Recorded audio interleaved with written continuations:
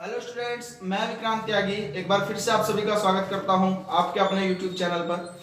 आप लोगों की डिमांड को देखते हुए एक नई वीडियो हिस्ट्री का एक लेक्चर मैं आपके सामने लेके आ रहा हूं। और हिस्ट्री में आज हम जो स्टार्ट करने जा रहे हैं वो है दिल्ली सल्तनत के बारे में। दिल्ली सल्तनत से रिलेटेड जितने भी एग्जाम में क्वेश्चंस आते हैं वो मैं आपको इन्हीं वीडियोस के थ्रू सारे कवर अप करा दूंगा। आपको जितनी भी वीडियो मैं प्रोवाइड करा रहा हूं वो सारी वीडियो उन से रिलेटेड है जो आपके एग्जाम में क्वेश्चंस बनते हैं 101%। तो आप सारी वीडियो को कंप्लीट देखा करो। ऐसा होता है कई बार आप वीडियो स्टार्ट करते हैं स्किप कर करके देख ले तो समझ में नहीं आएंगी चीजें, क्योंकि ये जितनी भी चीजें वो एक दूसरे से रिलेट होती हैं। समझ में मेरी बात? तो अब हम स्टार्ट करते हैं दिल्ली सल्तनत। लेकिन उससे पहले यदि आपने अभी तक हमारे चैनल को सब्सक्राइब नहीं किया है तो चैनल को सब्सक्राइब कर लो, साथ में बेल आइकन आ रहा होगा उसको भी प्रेस कर लेंगे। ठीक है, स्टार्ट करते हैं दिल्ली सल्तनत के बारे में। तो आप सबको सबसे पहले आपको पता होना चाहिए कि दिल्ली सल्तनत का जो कार्यकाल था, ये दिल्ली सल्तनत का जो भारत में शासन था वो कब से कब तक था। तो 1206 बीसी या सॉरी 1206 ईस्वी से लेकर के 1526 ईस्वी तक, 1206 ईस्वी से लेकर के 1526 ईस्वी तक दिल्ली सल्तनत का समय था। समस्या आती है, आपसे बहुत बार पूछा गया कि दिल्ली सल्तनत में जितने भी वंश हुए उनको सही क्रम में लगाओ, और बच्चे बहुत ज्यादा कंफ्यूज हो जाते हैं कि पहले गुलाम वंश तो सबके याद है, कभी तुगलक वंश पहले था, सैयद वंश कब था, लोधी वंश कब था। तो ये आप बहुत ज्यादा समस्या हो जाता है। मैं कहता हूं कि भैया जीके तो बहुत सरल है, याद करनी जीके तो बहुत सरल है, जीके पढ़ना बहुत आसान है, सबसे आसान है। मैंने बताया भी था कि जीके में आप अच्छे स्कोर भी कैसे कर सकते हो, वो भी बताया था। तो ये जीके तो सरल है, इसी सेंटेंस से आप याद भी कर लोगे कि ये जो दिल्ली सल्तनत के जो वंश हैं उनका सही क्रम क्या है।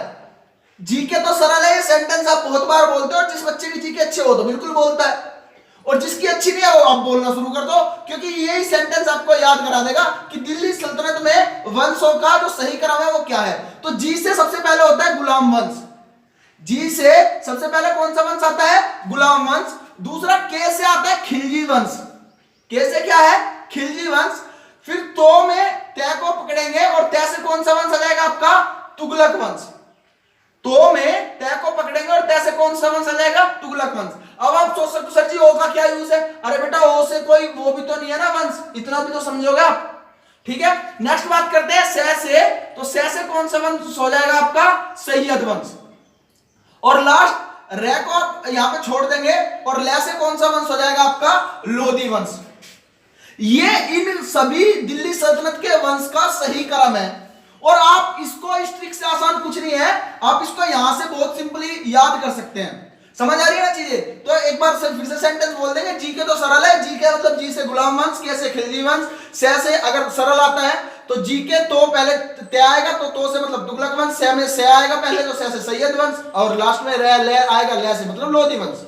समझ आ रही है चीजें? चलो बात करते हैं गुलाम वंश की। सबसे पहले किस वंश की बात करते हैं? गुलाम वंश की। तो गुलाम वंश के पहले संस्थापक या पहले राजा की बात करते हैं, कुतुबुद्दीन ऐबक की। अगर मैं बात करूं कुतुबुद्दीन ऐबक की, तो इनका शासनकाल 1206 ईस्वी से लेकर के 1210 ईस्वी तक का था। कुतुबुद्दीन ऐबक का शासनकाल कब से कब तक था? 1206 से लेकर के 1210 ईस्वी तक। मैं बात करता हूं गुलाम वंश का संस्थापक कुतुबुद्दीन ऐबक था। दूसरा पॉइंट, गुलाम वंश का सबसे योग्य व शक्तिशाली राजा कौन था? बहुत बार एग्जाम में क्वेश्चन आया है। आपको पता होना चाहिए कि गुलाम वंश का सबसे योग्य और शक्तिशाली राजा भी कौन था? कुतुबुद्दीन ऐबक ही था। और इस ऐबक का राज्याभिषेक 25 जून 1206 को हुआ था। ऐबक का राज्याभिषेक 25 जून 1206 ईस्वी को लाहौर में हुआ था। कहां पे हुआ था? लाहौर में हुआ था।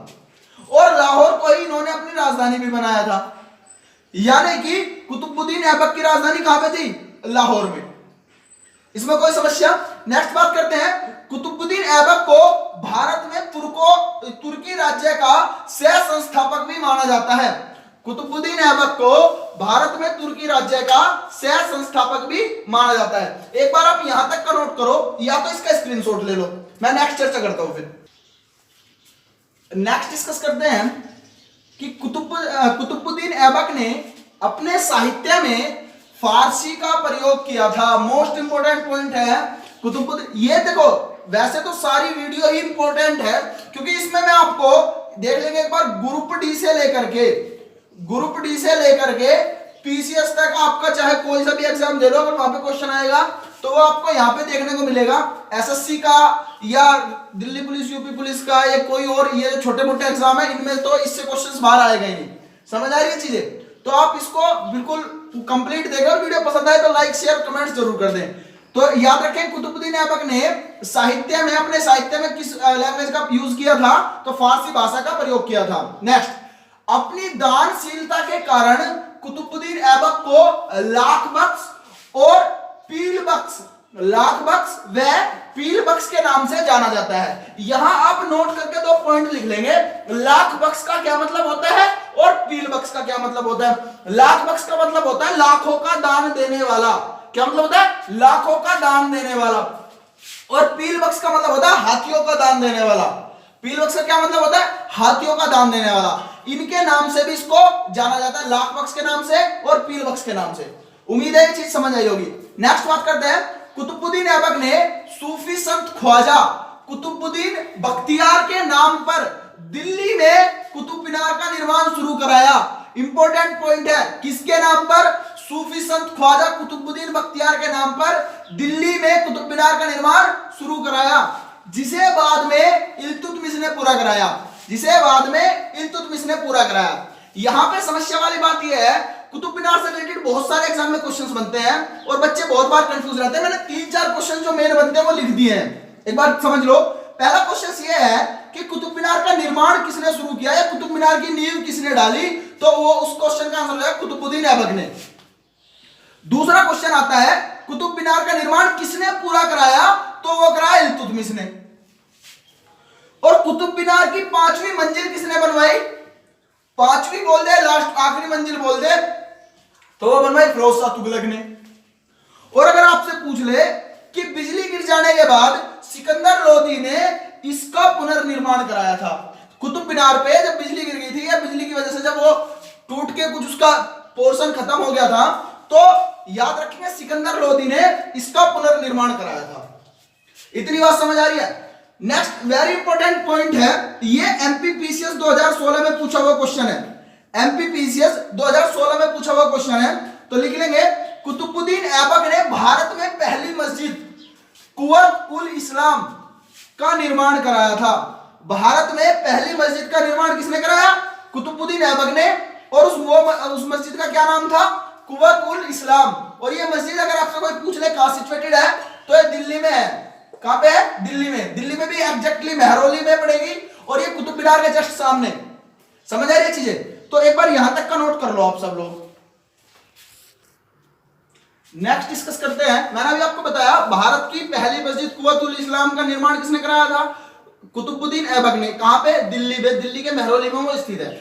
आपसे कई बार पूछा जाता है भारत का पहला चर्च कौन सा था? तो सेंट थॉमस भारत का पहला चर्च था और ये केरल में स्थित है। कहां पे स्थित है? केरल में। ऐसे अगर कोई आपसे पूछ ले भारत का पहला टेंपल कौन सा था, तो भारत का पहला टेंपल था लोटस टेंपल। लोटस टेंपल आप सबको पता है कहां पे स्थित है? दिल्ली में स्थित है। ये भारत का पहला मंदिर था, याद रखेंगे। चलो बात करते हैं, कुतुबुद्दीन ऐबक ने अजमेर में 2.5 दिन का झोपड़े का निर्माण कराया।